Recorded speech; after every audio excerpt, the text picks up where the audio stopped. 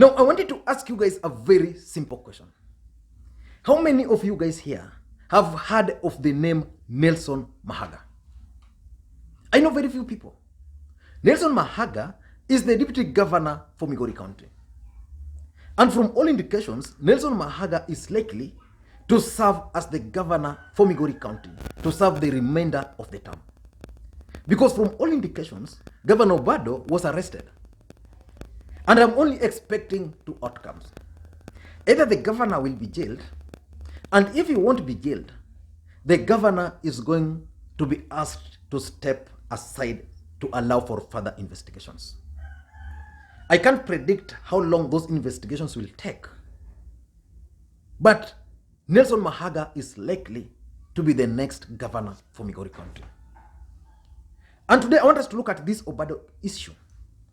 And I don't want to go into the details, the merits and the demerits, because already the matter is before court. So I may not go into the details. I'll only concentrate on what's in the public domain. What lessons can we learn from Okoth Obado predicament? And who is Okoth Obado? Okoth Obado is the governor for Migori County, and is one of the lucky guys I've ever seen or met. Okoth Obado used to be a teacher, a physics teacher. And in 2007, Okoth Obado was actually a principal in a secondary school in Uhuru constituency called Chenge Secondary School, if I got the name right. Then Okoth Obado decided to resign as a school teacher, as a principal, to contest for the Uhuru parliamentary seat during that election. And the nominations were conducted. Okoth Obado lost, then he opted out of the race and supported the member of parliament then. And then after that election, Obado then shifted from politics to sugarcane politics. He joined the Sugarcane Farmers Union. And because of his nature and the way he performed there, he became a darling of the people in the entire Migori region. So when the 2013 elections came, Obado decided not to contest as Uhuru member of parliament. He opted to contest as a governor for Migori County because he had made a name for himself within the entire Migori region. And he contested the ODM nominations, but again, he didn't succeed. He believes up to now that he was rigged out. Then Obado joined a small party, a non-political party called the PDP. He contested on that ticket. And Obado ended up winning the gubernatorial seat election at that time. He defeated ODM party. And not only ODM party, Okoth Obado defeated Professor Akongo Oyugi, of all the people, to become the governor for Migori County. And indeed, he was the first governor for Migori County. And then problems started coming. And I want to tell you guys one thing. I'm sure about it. The 47 governors, the first time governors, the pioneers governors, the 47 governors, all of them are going to go to jail. All of them. Because they stole. All of the 47 governors. There were no structures in most of these counties. So they took advantage. And when they took over, there were loopholes, the procurements, so there were proxies. So these guys realized, because remember, someone like James Orengo was actually being proposed to contest for gubernatorial seat that time. But he refused because he believed Senate was a higher house. Most politicians opted to run for senators, including Utino Kajwang, who would have been the governor for Homa Bay County. They felt that Senate was actually going to be a higher office. But once the governors started working and resources were allocated to counties, hell broke loose in all these counties. Their family members, their friends, their girlfriends, their cronies started looting left, right, and center all over the country. In Nyanza, there's not a single county where the governor is going to survive, the first-term governors. You talk of Kisumu, you talk of Siaya, you talk of Homa Bay, Migori is already there, you talk of Nyamira, you talk of Kisii. All those 6 counties. And I know any other county the first-term governors are going to learn the hard way. But the theft in Migori, which was reported, there are several lessons which we can learn from that. Because let us look at how this money was actually trailed. Now, let us look at how this money, which is now giving Obado problems, were trailed. It's shocking. Because I want us to look at the lessons which we can learn from this particular incident. According to the EACC, the trail of this money, Governor Okoth Obado's children, the three of them, received 38 million Kenyan shillings in the form of kickbacks. 38 million Kenyan shillings. And this trail involves family members. There is Okoth Obado, and then there's Jared Kwega. Jared Kwega involved the mother. In fact, there was a story I was reading somewhere of a guy who was working at KCB, Kenya Commercial Bank, in Migori County. He was forced to resign because he questioned some of these transactions. This guy is saying, he's actually posting on his official Facebook page, that Kwega took the mother, who was around 70 years old, could not even write her name, took her to the bank, opened for her a business account, and then in the next day, that account was credited with 100,000. Then within 2 months, that account had actually transacted 38 million Kenya shillings. And this is what the guy questioned. And he was forced out of the bank. So a person who could not read, I'm sure she didn't even know what was happening, why she was taken to the bank. Her account was being transacted.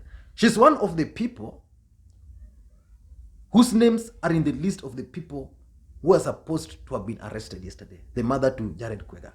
But let's not go there. Let me just try and figure out the money trail from Migori County government to governors' children. Now, there is 139 million Kenyan shillings. This amount of money, 139 million, they paid several companies. They paid several companies, almost 13 companies. There is Misoft company, which received 121 million.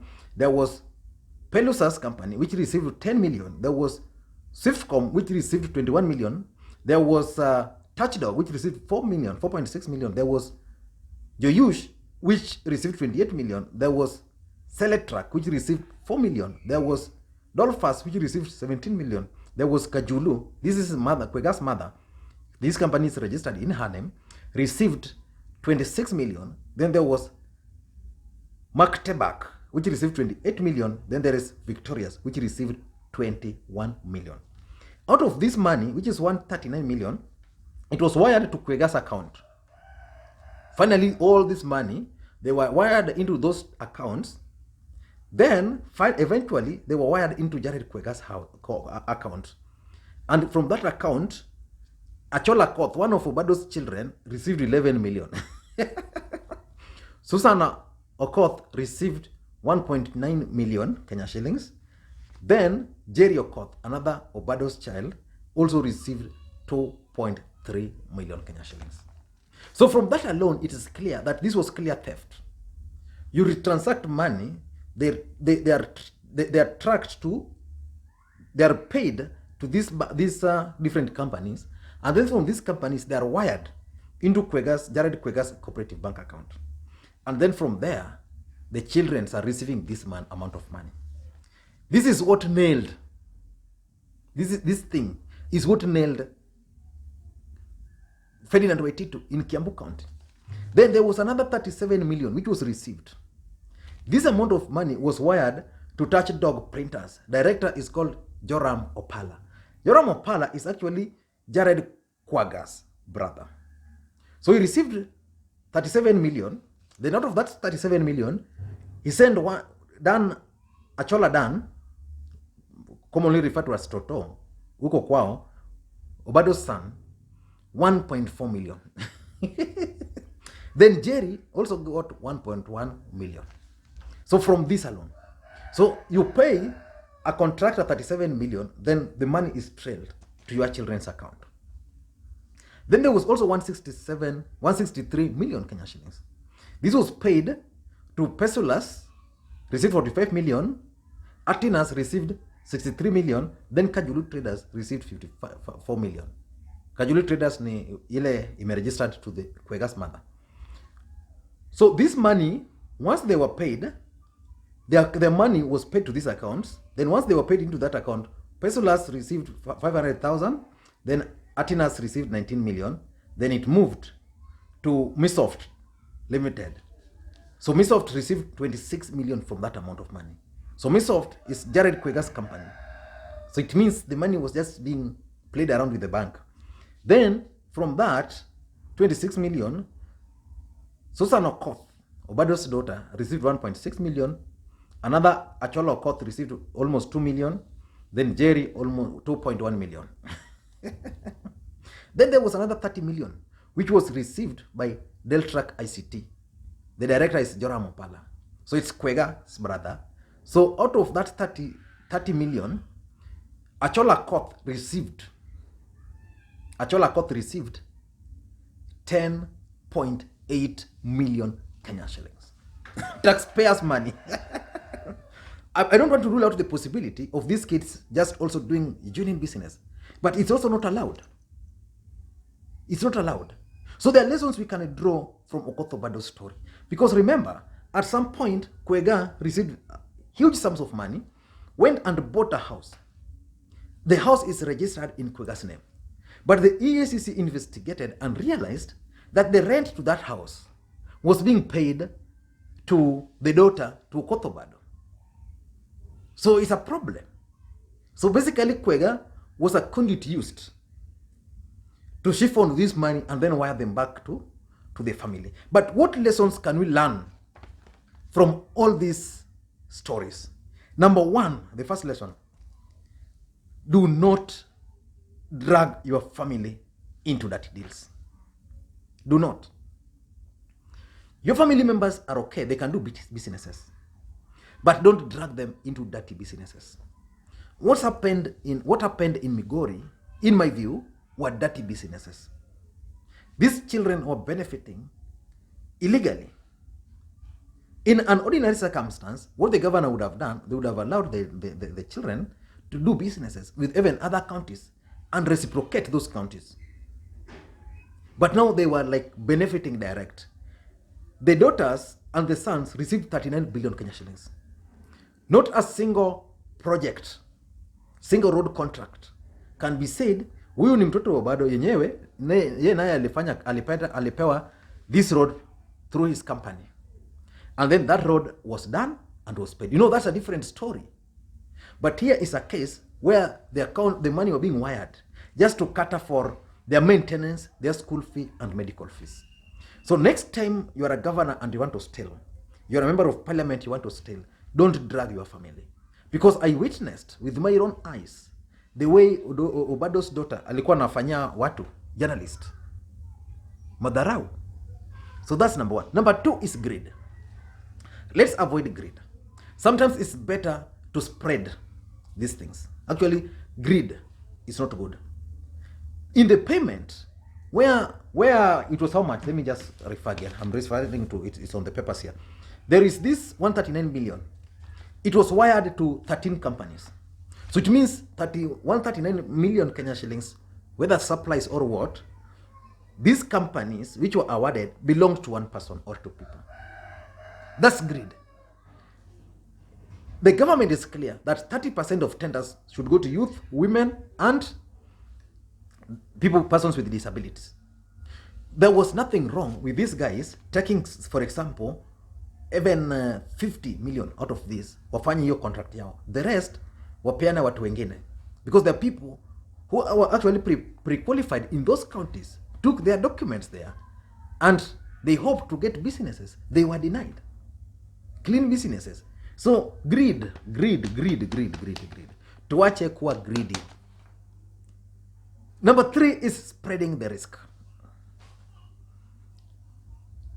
The main problem Obado had, and even Waititu,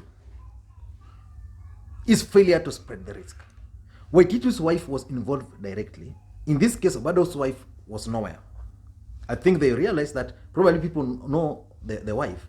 They didn't know that the children could also be traced.